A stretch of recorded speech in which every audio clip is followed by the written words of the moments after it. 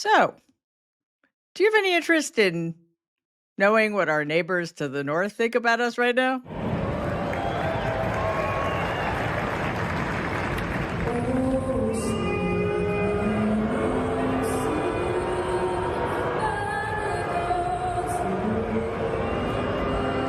Okay, listen.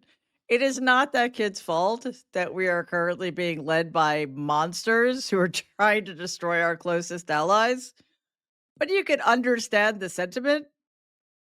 That was from this weekend after Donald plunged our country for absolutely no reason whatsoever that makes sense anyway into a trade war with our allies. Okay, he's spent years obviously playing a game of economic chicken, threatening terrorists, making big promises, demonstrating his complete and utter lack of understanding about what any of this means or what the impact would be. And then, sort of at the last minute, he backs down when reality hits. I don't know if it's reality exactly, but also to be fair, until the last 2 weeks, he has had no power really, certainly not the last 4 years to do anything about his bizarre fascination with tariffs. This time, at least thus far, he hasn't backed down. At least not initially from Mar-a-Lago, which taxpayers are now paying for, no doubt. Donald announced a full-scale trade war, rolling out 25% tariffs on imports from Mexico and Canada, 10% tariffs on Canadian energy, and 10% tariffs on imports from China. What's his excuse? Well, that these countries are responsible for fentanyl smuggling and illegal immigration because, of course, everything Donald is doing in one way or another seems to come back to blaming immigrants for everything. But it gets worse, which is always something you can count on when we're talking about Donald. To make this happen, Donald declared a national economic emergency, invoking the so called International Emergency Economic Powers Act. This means he can now single handedly manage US imports like he's playing 11-dimensional chess, when really what's happening is, as usual, he's just kicking over the board. When are those tariffs set to kick in? 12:01 a.m. Eastern Time on Tuesday. That is soon. No exemptions, no thresholds. Even small shipments under $800 are going to be taxed.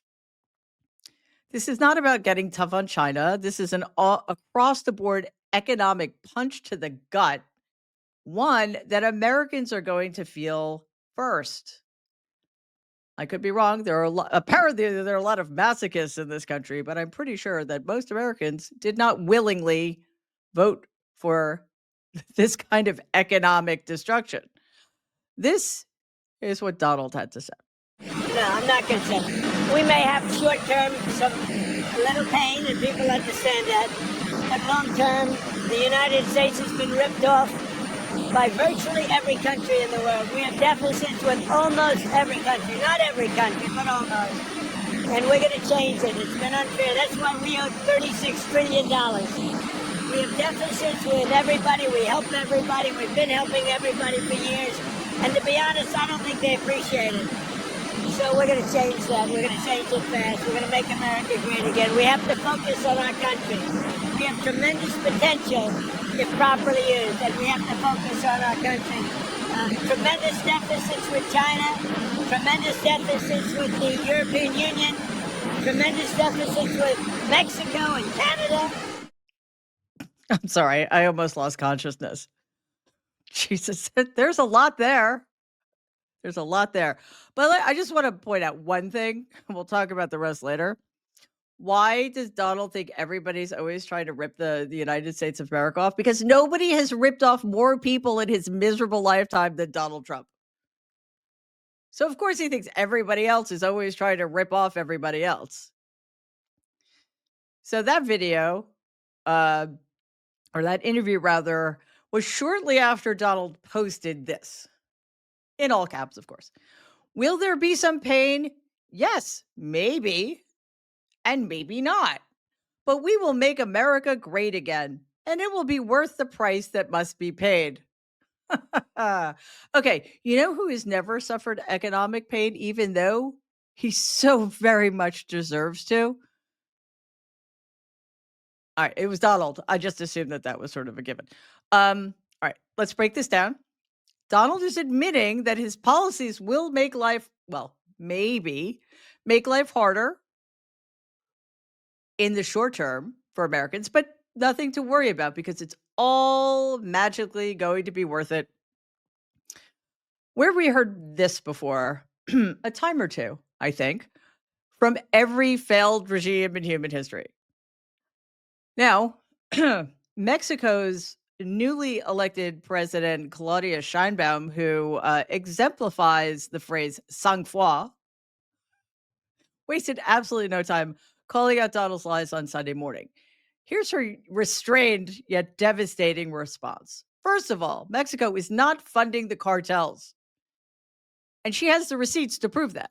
She literally held up a DOJ report proving that 74% of weapons used by Mexican cartels come from the United States. See, we're good at something at least. She also called out US pharmaceutical companies, pointing out that the opioid crisis started with legal prescriptions pushed by American companies like those owned by the Sacklers, who should have been brought to the Hague and leg irons. She offered to work with the US on a joint security and public health task force, but let's be real, Donald will never agree to anything so eminently sane. We live in absurdist times. Imagine having to pull out a report from the American Department of Justice. I think I should have specified that it was the American Department of Justice to explain to the American president, so called, how crime actually works and the role America plays, the quite vital and pivotal role America plays in perpetuating so much of the crime. Good work, Donald. Good work. Just a day later, this morning, after a conversation with Scheinbaum, Donald caved, which is essentially his default position, and the tariffs on Mexican goods have been delayed for a month. Now, Scheinbaum got on the phone with Donald, and good for her, because that is not something I would ever want to do. And he folded because he's such a brilliant deal maker. So instead of launching an immediate trade war with Mexico, he's quote unquote looking forward to negotiations. Meanwhile, Scheinbaum extracted a U.S. commitment to stop the flow of weapons into Mexico.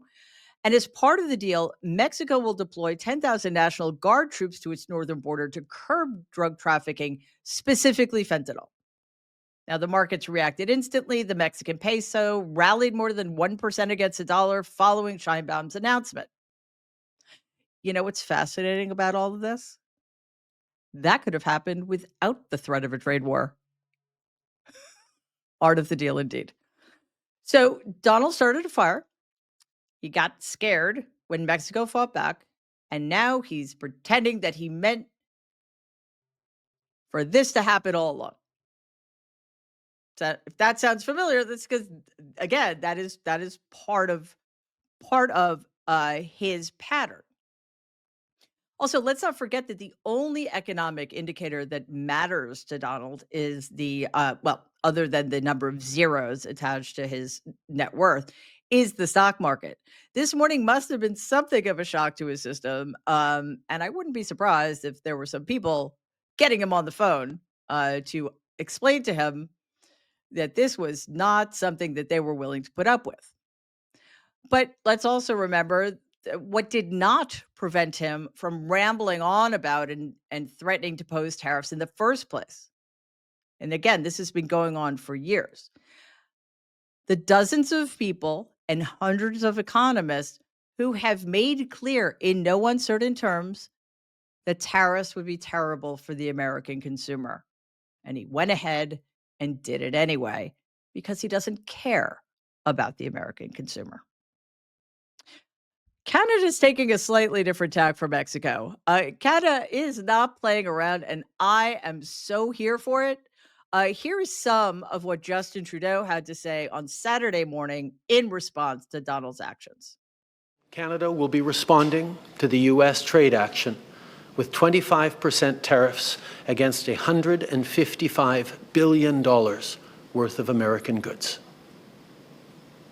This will include immediate tariffs on $30 billion worth of goods as of Tuesday, followed by further tariffs on $125 billion worth of American products in 21 days' time to allow Canadian companies and supply chains to seek to find alternatives. Like the American tariffs, our response will also be far-reaching and include everyday items such as American beer, wine, and bourbon, fruits and fruit juices, including orange juice, along with vegetables, perfume, clothing, and shoes.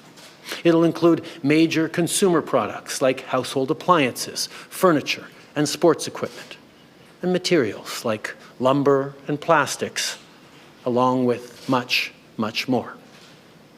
And as part of our response, we are considering, with the provinces and territories, several non-tariff measures, including some relating to critical minerals, energy, procurement, and other partnerships. We will stand strong for Canada.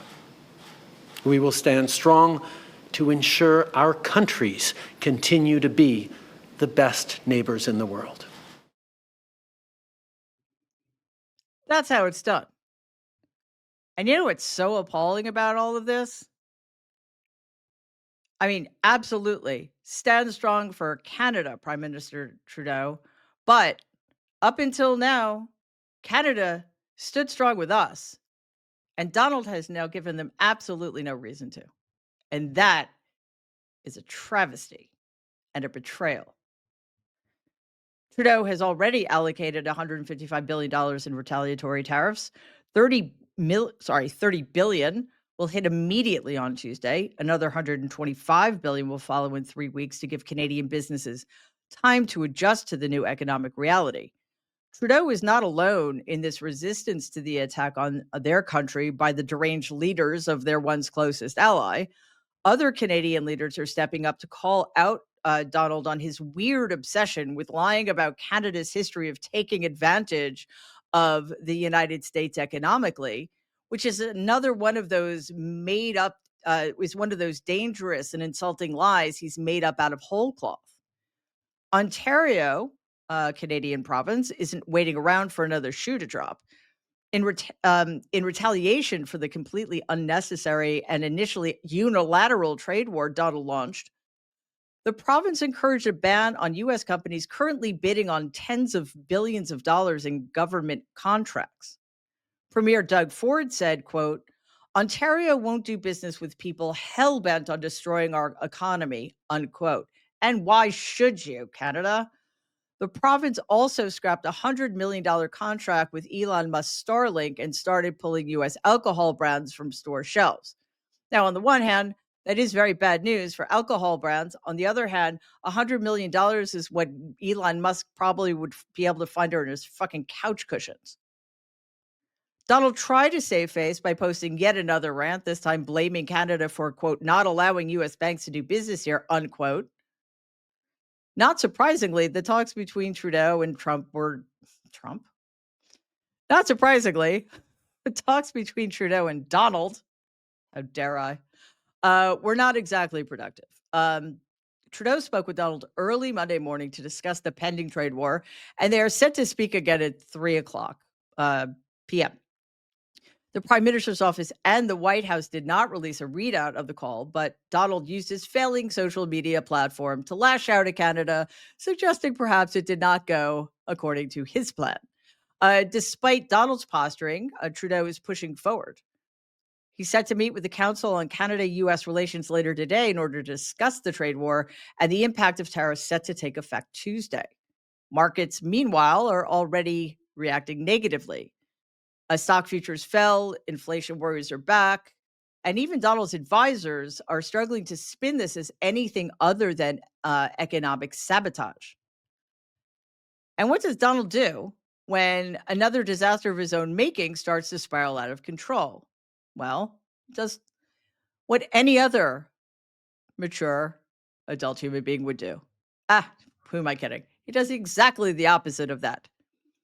He rage posts at really bizarre times. He went on to his failing social media platform to have a meltdown, ranting about everything from South Africa to Canadian banking laws to how tariffs should never have been replaced by the income tax in 1913, which is really, really inside baseball and bizarrely niche, even for him. Here it is in all of its glory. Quote, anybody that's against tariffs, including the fake news Wall Street Journal and hedge funds, is only against them because these people or entities are controlled by China or other foreign or domestic companies. Anybody that loves and believes in the United States of America is in favor of tariffs. They should never have ended in favor of the income tax system in 1913. The response to tariffs has been fantastic. Unquote. He then had this to say last night. Canada's been very abusive of the United States for many years. They don't allow our banks. Did you know that? Canada does not allow banks to go in. If you think about it, that's pretty amazing. If we have a U.S. bank, they don't allow them to go in. Canada's been very tough on oil, on energy. They don't allow our farm products in, essentially. They don't allow a lot of things in, and we allow everything to come in. It's been a one-way street. We subsidize Canada by the tune of about $200 billion a year. And for what? What do we get out of it? We don't get anything out of it. I love the people of Canada. I disagree with the leadership of Canada. And something's going to happen there. But if they want to play the game, I don't mind. We can play the game all they want. Mexico, we've had very good talks with them. And this is retaliatory. First of all, I cannot think of a bigger insult than having Donald say he loves you. And what does in mean? What does it go in where? What is he talking about? Of course, nobody knows what he's talking about. He doesn't know what he's talking about. And I have to confess to you that I am becoming convinced that there's some diabolical aide in the Oval Office who just walks into the Oval Office every day with a pillowcase full of poetry magnets, throws them up in the air, randomly assembles them, types them out, and hands that piece of paper to Donald because that's how little sense this madman is making. Of course, he's not going to stop with North America. Why quit while the going's good, right? He's got his sights set on the European Union. Speaking to reporters, Donald claimed that the EU takes almost nothing and we take everything from them. Of course, Donald is not stopping with North America. I mean, why quit while the going's good, right? He's got his sights set on the European Union. He spoke to reporters and claimed for the billionth time that the EU takes everything from us and gives us nothing in return, which is total bullshit. He's accusing the EU of unfair trade practices and is threatening to impose tariffs on European cars and agricultural goods. Like, I'm beginning to wonder if, like, one of his plans is just to starve all of us by making our food so expensive. European leaders, of course, are not taking it lightly, as they should not. French President Emmanuel Macron and German Chancellor Olaf Scholz have both warned that if Donald follows through, the EU will respond in kind. We were listening carefully to those words, and of course we are preparing also on our side. But what is clear, there are no winners in trade wars. If United States and the US start the trade war, then the one laughing on the side is China. We are very interlinked. We need America, and America needs us as well.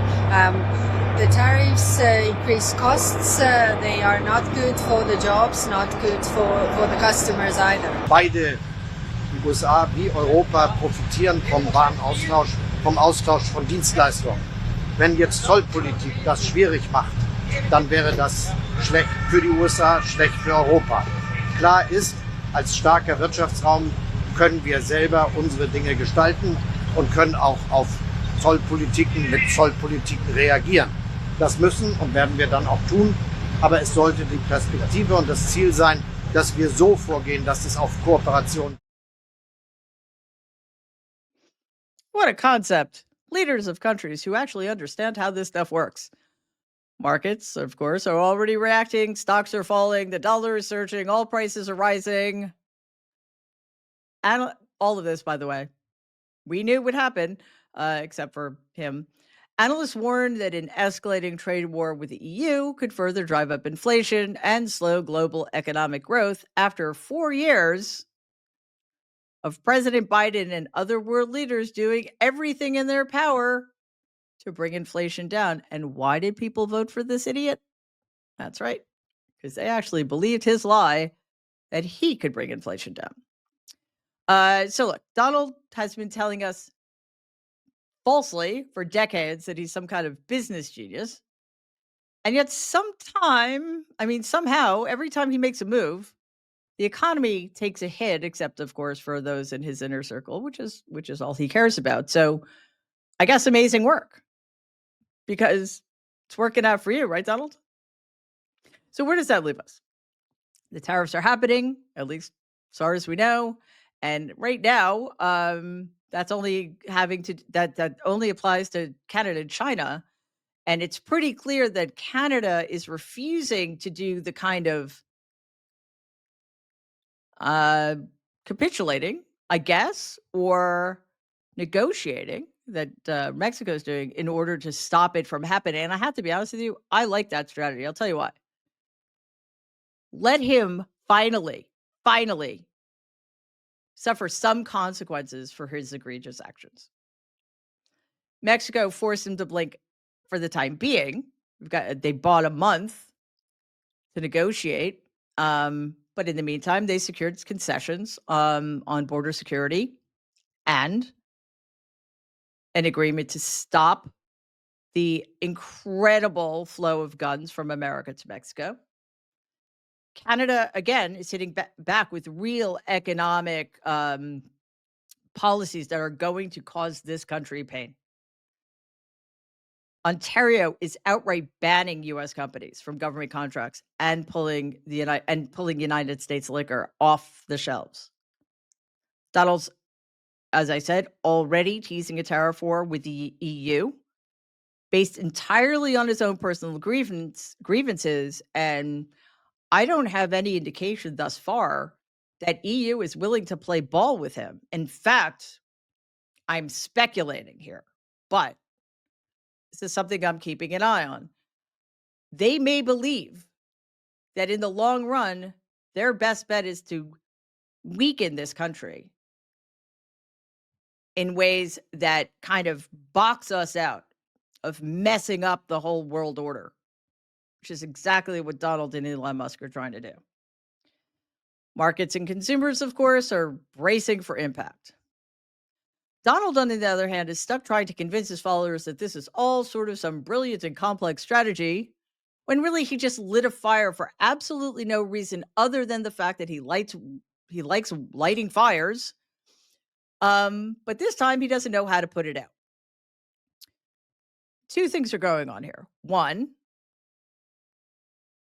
Donald is incapable of admitting he's wrong. That is one of the most fundamental reasons that so many people died needlessly from COVID because of him, because he couldn't admit he was wrong about the virus, how bad it was, how long it was going to last, and the devastating impact it was going to have.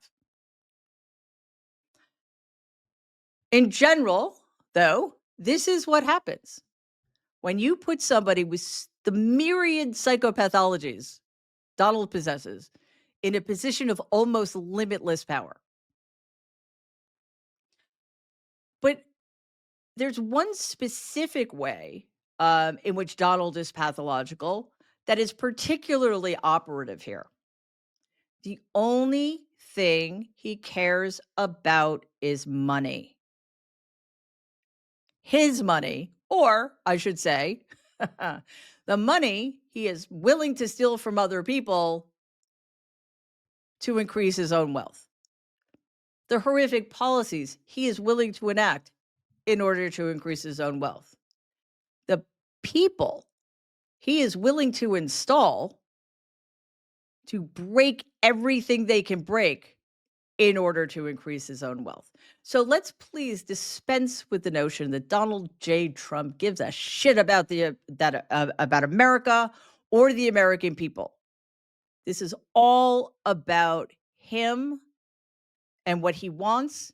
And at least if we recognize that, we can stop wasting our time pretending that there is anything else going on here. Let me know in the comments how much you're looking forward to paying more for essential goods in America. Also, please don't forget to like and share the video, subscribe to our channel, hit the notification bell so you'll be alerted every time a new video drops. Because this is not going to stop anytime soon, and we will be here throughout to break it all down for you. Thanks. Please take a second and like and share this video. It'd be awesome if you could subscribe to the channel. If you're listening to us in podcast form, please follow us and give the show a 5-star rating because it really does help other people find our content. Thanks.